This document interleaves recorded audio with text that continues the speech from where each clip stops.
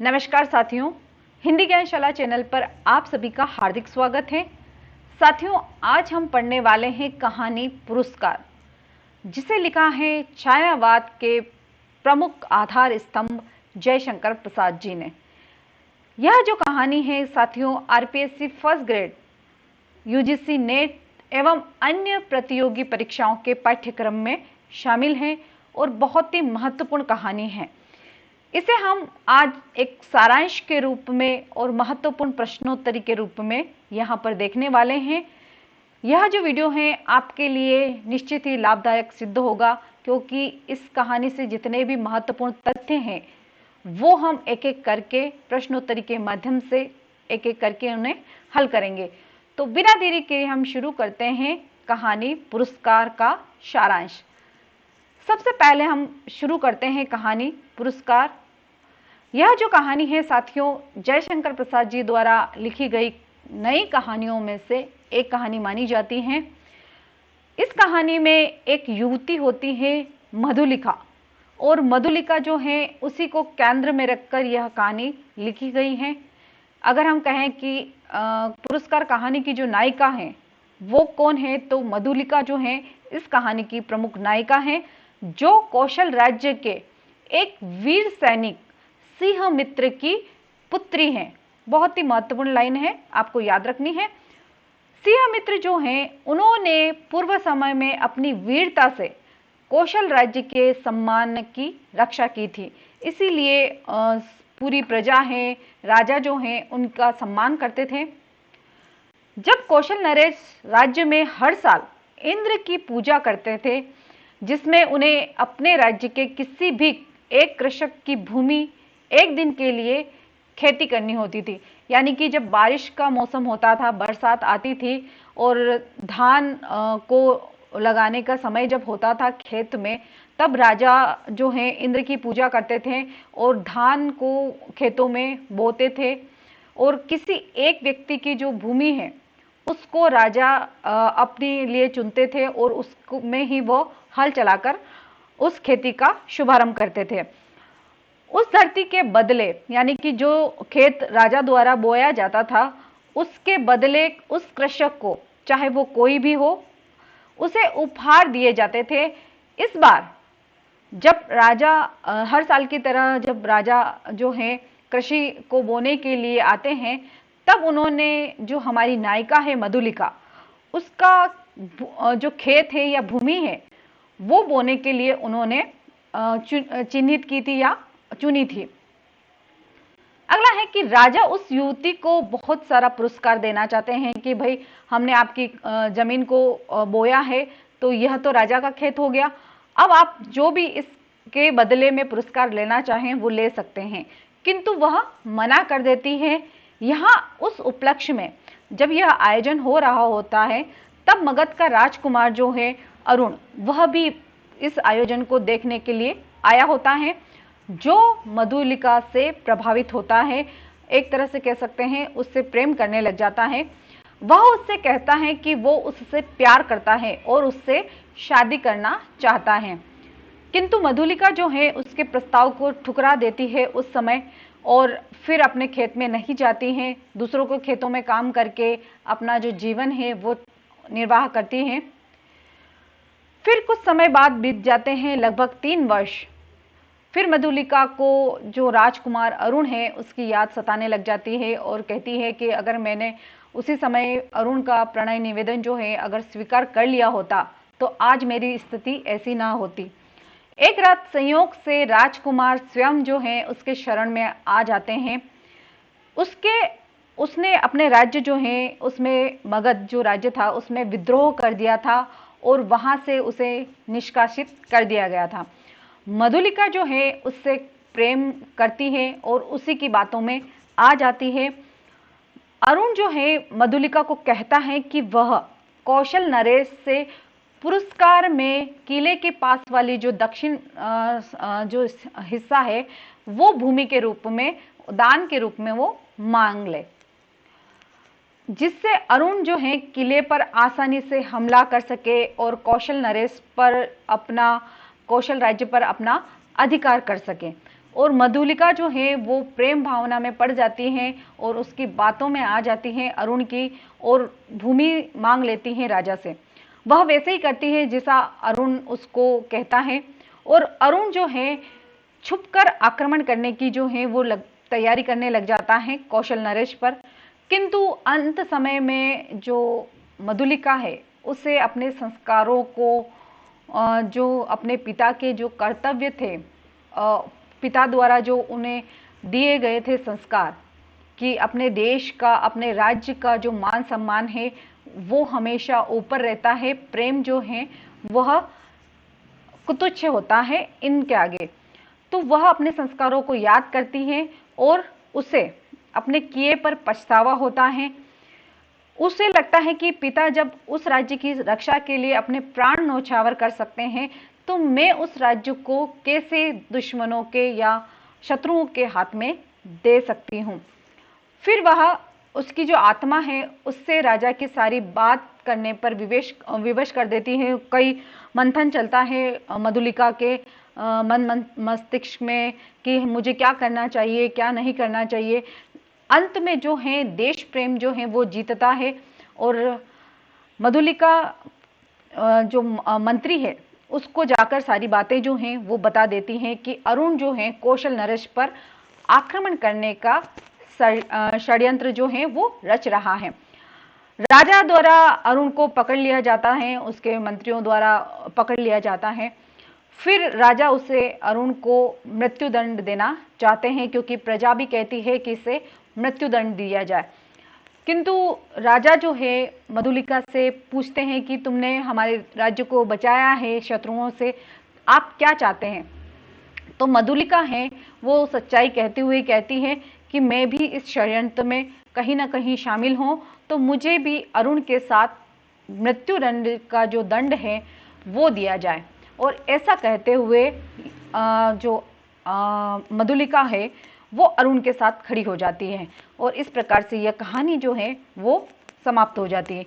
यह जो है हमारी इस कहानी का महत्वपूर्ण सारांश है। फिर अब देखते हैं साथियों अब महत्वपूर्ण प्रश्नोत्तरी। एक एक प्रश्न आपके लिए रामबाण सिद्ध होने वाला है, बहुत ही ध्यान के साथ इस प्रश्नोत्तरी को हल कीजिएगा। पहला प्रश्न है, राजा उत्सव में किस देवता की पूजा करते थे। तो राजा उत्सव में इंद्रदेव की जो है वो पूजा करते थे। दूसरा प्रश्न है, मधुलिका का मन सहसा विचलित हो उठा, मधुरता नष्ट हो गई, क्यों। एक कहानी में यह वाक्य जो आता है, पंक्ति आती है, उसका मतलब क्या है, क्यों। क्योंकि मधुलिका ने व्यक्तिगत सुख के लिए कौशल को खतरे में डालकर ठीक नहीं किया। उसका मन जो है वो विचलित हो जाता कि नहीं, राज्य जो है हमारे व्यक्तिगत प्रेम से अधिक महत्व रखता है, और मैंने तो अपने राज्य को ही शत्रुओं के हाथ में देने का निश्चय कर लिया है। तो इस प्रकार से उसका मन जो है वो अरुण की बातों में न आकर पुनः अपने देश प्रेम की तरफ चला जाता है। फिर है अगला प्रश्न, महाराज और उसके मंत्री ने पुरस्कार के स्वरूप में स्वर्ण मुद्राएं स्वीकार करने के लिए किसको कहा। तो मधुलिका को कहा था, क्योंकि खेत जो है वो मधुलिका का ही था, और मधुलिका के खेत में ही राजा जो हैं वो बीज बोते हैं, उत्सव का आरंभ करते हैं। इसीलिए राजा पुरस्कार के स्वरूप में उसे स्वर्ण मुद्राएं और कुछ अन्य जो पुरस्कार हैं वो देना चाहते हैं, परंतु मधुलिका है वो मना कर देती हैं। अगला प्रश्न है, अरुण कौन था। तो अरुण मगध का निर्वासित राजकुमार था। अगला प्रश्न है, मधुलिका भूमि को बेचना क्यों नहीं चाहती थी। वेरी वेरी इंपॉर्टेंट है, आपको याद रखना है, क्योंकि वह अपने पूर्वजों की भूमि, वो जो भूमि थी वो पूर्वजों की भूमि थी, और पूर्वजों की भूमि को बेचना अपराध मानती थी, इसीलिए वह इसे बेचना नहीं चाहती थी। अगला प्रश्न है, मधुलिका ने अपने भूमि के लिए भूमि जो है वो कहाँ मांगी। क्योंकि जब उत्सव का आयोजन किया जा रहा होता है तब वह पुरस्कार में कुछ नहीं मांगती हैं, किंतु अरुण के कहने पर वह पुनः राजा के पास जाती है और उनसे पुरस्कार स्वरूप दक्षिण में नाले के समीप जो भूमि है, दुर्ग के समीप जो भूमि है उसे मांगती हैं। अगला प्रश्न है, कौशल उत्सव कितने वर्षों में होता था। कौशल उत्सव जो है वह प्रतिवर्ष होता था, यानी कि हर साल जो है वह उत्सव का आयोजन किया जाता था वहां पर। अगला प्रश्न है, उत्सव के पश्चात वह खेत क्या कहलाता था? उत्सव के बाद जो खेत राजा द्वारा जोता जाता था, राजा द्वारा उसको बोया जाता था, वह खेत जो है महाराजा का खेत कहलाता था। अगला प्रश्न है, मधुलिका जो है उसके पिता कौन थे? तो मधुलिका के जो पिता थे वह सिंहमित्र थे। अगला प्रश्न है साथियों, मधुलिका ने पुरस्कार स्वरूप राजा से क्या मांगा? तो अंतिम समय में मधुलिका ने पुरस्कार स्वरूप राजा से अरुण के साथ प्राण दंड जो है वह मांगा था। अगला जो महत्वपूर्ण प्रश्न है, आपको ध्यान से सुनना है इसे, मूल्य स्वीकार करना मेरे सामर्थ्य से बाहर है, यह जो कथन है किसके द्वारा कहा गया है और क्यों कहा गया है? तो यह कथन जो है मधुलिका ने कहा था मंत्री और राजा से। क्यों कहा था? क्योंकि उसे भूमि का जो मूल्य है वो अधिक दिया जा रहा था, और वह जो भूमि थी, मधुलिका की जो भूमि थी, वह अपने उसके पूर्वजों की भूमि थी और उस भूमि को वह बेचना नहीं चाहती थी, इसीलिए उसने यह कथन जो है राजा से कहा था। अगला प्रश्न है, मुद्राएं भूमि के मूल्य से कितना गुना अधिक थी? वेरी वेरी इंपॉर्टेंट है। मुद्राएं जो थी, स्वर्ण मुद्राएं, वो भूमि के मूल्य से 4 गुना अधिक थी, इसीलिए मधुलिका जो है उसे स्वीकार नहीं करती हैं। अगला प्रश्न है, जीवन के सामंजस्य बनाए रखने वाले उपकरण तो अपनी सीमा निर्धारित करते हैं, परंतु उनकी आवश्यकता और कल्पना भावना के साथ घटती बढ़ती है। यह जो पंक्ति है यह किसकी है? महत्वपूर्ण पंक्ति है, आपको याद रखनी है। यह जो पंक्ति है मधुलिका की पंक्ति है, क्योंकि जब वह अपनी भूमि को राजा को दे देती है और अभावग्रस्त जीवन जब जीती है, तब उसे अपने अभाव का आभास होता है और वह सोचती है कि काश मैंने अरुण का जो प्रणय निवेदन है उसे स्वीकार कर लिया होता, तो आज उसकी जो दुर्गति है वो ना होती। अगला प्रश्न है, कितना भोला सौंदर्य, कितना सरल चितवन, यह जो कथन है वह किसका है? तो यह जो कथन है वह राजकुमार अरुण का है। जब उत्सव का आयोजन किया जा रहा होता है और मधुलिका राजा के साथ बीज दे रही होती हैं खेतों में, तब राजकुमार अरुण जो है वह भी इस उत्सव में शामिल होता है और पहली बार मधुलिका को देखता है और उसके बारे में यह कथन जो है वो कहता है। अगला है, अरुण जिस घोड़े पर सवार था वह किस देश का था? तो वह सिंधु देश का था। अगला प्रश्न है कि पुरस्कार कहानी जो है किस प्रकार की कहानी है? तो पुरस्कार जो कहानी है नायिका प्रधान है, और नायिका जो है इसकी वो है मधुलिका, क्योंकि मधुलिका को ही केंद्र बनाकर उसे केंद्रित पात्र रखकर यह जो कहानी है वो लिखी गई है। अगला प्रश्न है, मधुलिका ने अरुण की योजना किसे बताई? क्योंकि अरुण जो है कौशल नरेश को आक्रमण करके जीतना चाहता था और उसकी जो योजना है वह मधुलिका को पता चल जाती है, इसीलिए वह सेनापति जो हैं कौशल नरेश जो सेनापति हैं उनको जाकर कहती हैं कि अरुण जो है आपके राज्य में आक्रमण करने वाला है। अगला प्रश्न है साथियों, मधुलिका ने महाराज से दुर्ग के दक्षिण की भूमि क्यों मांगी थी? तो यह जो भूमि थी वह उसने राजकुमार अरुण के कहने पर मांगी थी, क्योंकि जब उत्सव का आयोजन किया गया था तब उसने कोई भी उपहार लेने से मना कर दिया था, किंतु जब दूसरी बार अरुण जो है उससे मिलता है और उससे प्रणय निवेदन उसका पुनः कहता है और उसको मधुलिका स्वीकार कर लेती है, तभी वह अपनी योजना है अरुण जो है अपनी योजना मधुलिका को बताता है और कहता है कि तुम दक्षिण की भूमि जो है वह राजा से पुरस्कार स्वरूप मांग लो। अगला प्रश्न है साथियों, अपनी खेती छिन जाने पर मधुलिका अपना जीवन यापन कैसे करती थी? तो मधुलिका जो है दूसरों के खेतों में श्रमिक के रूप में कार्य करती थी, उसे जो कुछ भी मिलता था उसी से अपना जीवन यापन करती थी। वह मधुक वृक्ष जो है, बहुत इंपॉर्टेंट वृक्ष का नाम है, आपको याद रखना है क्योंकि परीक्षा में पूछा जा सकता है। मधुक वृक्ष जो है उसके नीचे पर्णकुटी बनाकर वह रहती थी। अगला प्रश्न है, चोट खाकर राजकुमार लौट पड़ा, राजकुमार को किसकी चोट लगी थी? क्या कि गिर गया था राजकुमार? नहीं, मधुलिका ने उसका प्रणय निवेदन जो है उसको अस्वीकार कर दिया था और उसे अपने प्रणय निवेदन ठुकराए जाने पर उसके हृदय पर चोट लगती है। इसी कारण से मधुलिका जो है, राजकुमार जो है अरुण, उसे ऐसा लगता है जैसे कि वह चोटिल हो गया है और वह वहां से चला जाता है। अगला प्रश्न है, मधुलिका, क्या यह सत्य है? यह कथन किसका है? तो यह कथन जो है यह महाराज का कथन है, क्योंकि अंतिम समय में जब मधुलिका भी अरुण को बंदी बना लिया जाता है और मधुलिका को यह सारी घटनाएं जो हैं वो पता होती है और महाराज इस सच्चाई को मधुलिका के मुंह से ही सुनना चाहते हैं, इसीलिए यह प्रश्न वे उससे करते हैं। अगला है, उत्सव में महाराज खेत में किस धातु का हल चलाते थे? बहुत ही महत्वपूर्ण लाइन है, आपको याद रखनी है, क्योंकि छोटे छोटे जो बिंदु होते हैं उन्हीं से प्रश्न जो हैं हमारे बनते हैं। तो उत्सव में महाराज ने जिस धातु का हल चलाया था वह स्वर्ण जड़ित हल था। अगला प्रश्न है, पुरस्कार कहानी का मुख्य उद्देश्य या संदेश क्या है? तो बहुत ही महत्वपूर्ण प्रश्न है, आपसे पूछा जा सकता है, यहां से प्रश्न जो है बनने की संभावना अधिक है।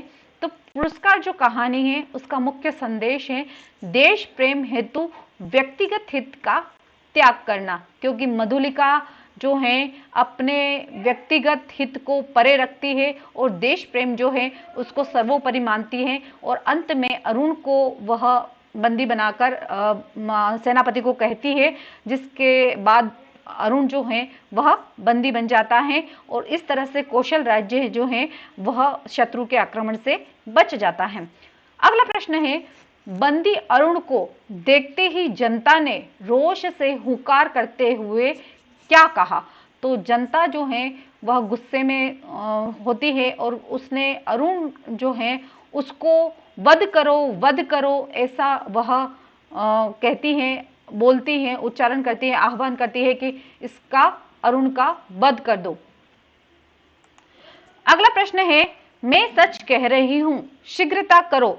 यह कथन जो है किसने, कब और किससे कहे? तो यह कथन जो है मधुलिका ने कहे थे सेनापति से, क्योंकि अरुण जो है वह श्रावस्ती दुर्ग पर आक्रमण करने वाला होता है। रात में जब मधुलिका जाती है तो उसे कुछ सैनिकों का दल मिलता है और उस सैनिकों के दल में सेनापति जो है उनसे कहती हैं कि श्रावस्ती दुर्ग जो है उस पर आक्रमण होने वाला है, इसीलिए आप जितना हो सके शीघ्रता करें। अगला प्रश्न है, दुर्ग में कितने सैनिक थे? तो दुर्ग में लगभग 200 सैनिक थे। अगला प्रश्न है, कौशल राष्ट्र की राजधानी थी। तो कौशल राष्ट्र की जो राजधानी थी वह थी श्रावस्ती। अगला है, मैं मगध का विद्रोही निर्वासित कौशल में जीविका खोजने आया हूं। यह कथन किसका है? तो यह कथन जो है अरुण का है और यह कथन वह मधुलिका से कहता है। अगला प्रश्न है, आह मनुष्य कितना निर्दय है, अपरिचित, क्षमा करो, जाओ अपने मार्ग। बहुत ही महत्वपूर्ण कथन है, आपको याद रखना है। यह कथन किसका है? तो यह कथन जो है वह मधुलिका का है और यह कथन जो है वह अरुण से कहती है। अगला प्रश्न है, उत्सव में चुनी हुई भूमि के लिए नियमानुसार कितना मूल्य दिया जाता है?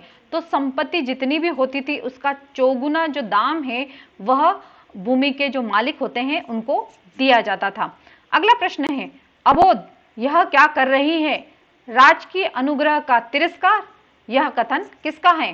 तो यह कथन जो है वृद्ध मंत्री का है, जब मधुलिका जो है पुरस्कार स्वीकार करने से मना कर देती है और उसे अस्वीकार करते हुए कहती है कि यह मूल्य जो है स्वीकार करना मेरे सामर्थ्य से बाहर है, इसीलिए राजा मंत्री जो है उसे लगता है कि कहीं ना कहीं यह महाराजा का जो है अपमान है, इसी कारण से वह यह कथन कहता है। अगला प्रश्न है, पुरस्कार कहानी के लेखक का नाम क्या है? तो पुरस्कार कहानी के जो लेखक हैं वो हैं जयशंकर प्रसाद जी। अगला है प्रश्न, ये मेरे पितृ पितामहों की भूमि है, इसे बेचना अपराध है। यह कथन किसका है? तो यह कथन जो है मधुलिका का है। बहुत ही महत्वपूर्ण कथन है, एग्जाम में आने लायक है। अगला प्रश्न है, मुझे भी प्राण दंड मिले कहती हुई मधुलिका किसके समीप जाकर खड़ी हो गई। बहुत ही महत्वपूर्ण है। मुझे भी प्राण दंड मिले यह कहती हुई मधुलिका जो है बंदी अरुण के पास जाकर खड़ी हो जाती हैं। तो साथियों, आज हमने पुरस्कार कहानी से संबंधित जितने अभी सारांश के रूप में हम कहानी को देख सकते हैं, वो साथ ही साथ जितने भी महत्वपूर्ण प्रश्नोत्तरी थी उसको इस वीडियो में हमने कवर किया है। तो आपको अगर मेरा वीडियो पसंद आता है तो प्लीज़ इसे लाइक कीजिएगा, अपने जो सहपाठी हैं, दोस्त हैं, उन्हें शेयर भी कीजिएगा और चैनल को सब्सक्राइब करना ना भूलिएगा। Thank you for watching. धन्यवाद।